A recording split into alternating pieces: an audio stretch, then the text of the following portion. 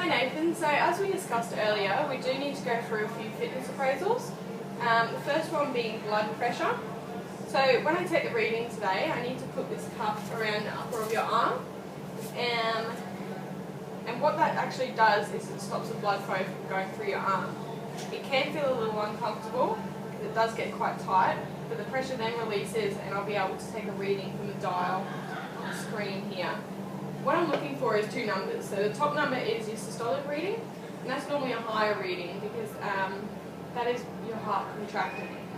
And the second reading is the diastolic number, and that's the bottom number, and that's when your heart is relaxation. So that would be a lower number. So the reason for this, I'm taking this, is because having high blood pressure, it can increase the risk of chronic diseases such as diabetes and cardiovascular disease. So you're right with me going ahead and doing that today? So put this around your upper arm. So we'll go through this way. It does need to be tight. Not too tight. Does that feel comfortable though? Yep. Turn your arm that way. Thank you.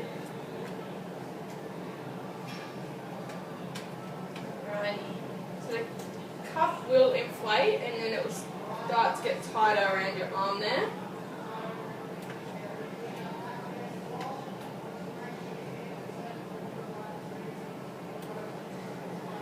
Feel that getting a bit tighter.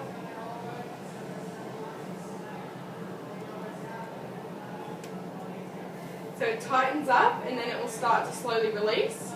Yep. And you'll be able to feel your blood releasing.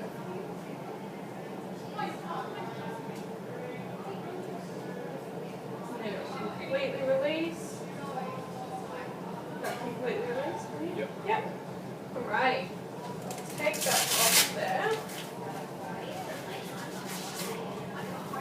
So Nathan, your reading today is 86/70. Which is great. I'll just write that down on here.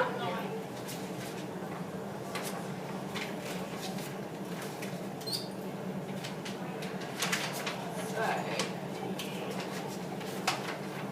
86/70.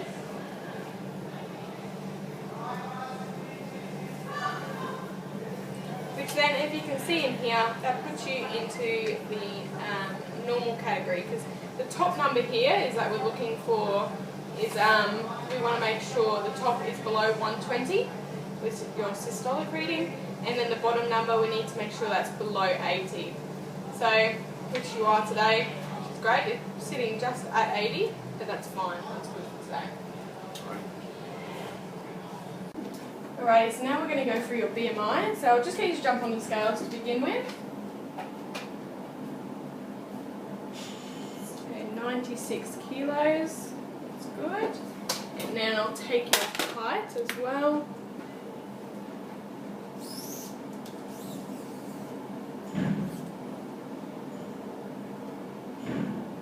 Straight across there. Alrighty, I'll get you to move out of the way. Just hold that one up slowly for me. Like that. It's 194.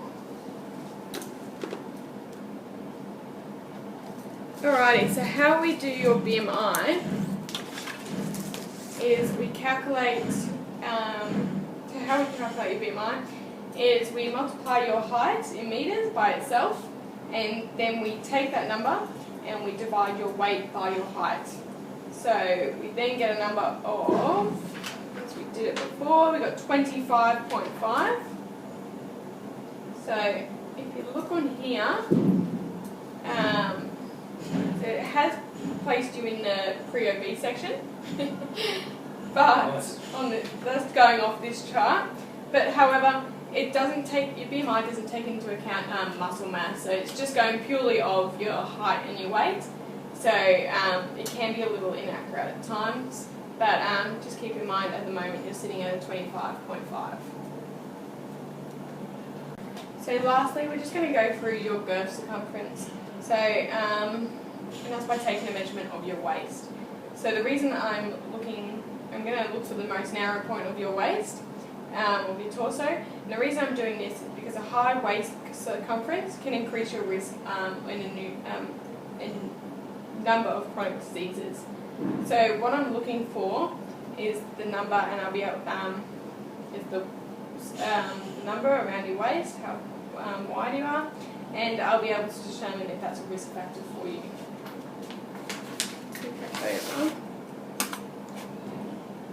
So I'm just going to go through, find the most narrow point of your waist, pull that around. So what I'll do is I'll get you to take a deep breath in and then out. Right, so just grab that. I took the measurement at the end of your breath there, so that's when you're breathing out. So that comes to 90 centimetres.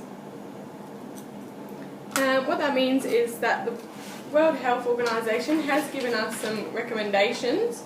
So just have a look on here. Has given us some recommendations from what they would like to see, and on males, they would have a girth of 94 centimetres or less. So at the moment, yours is sitting very normal, which is it's a low to medium risk of any factors there. Right.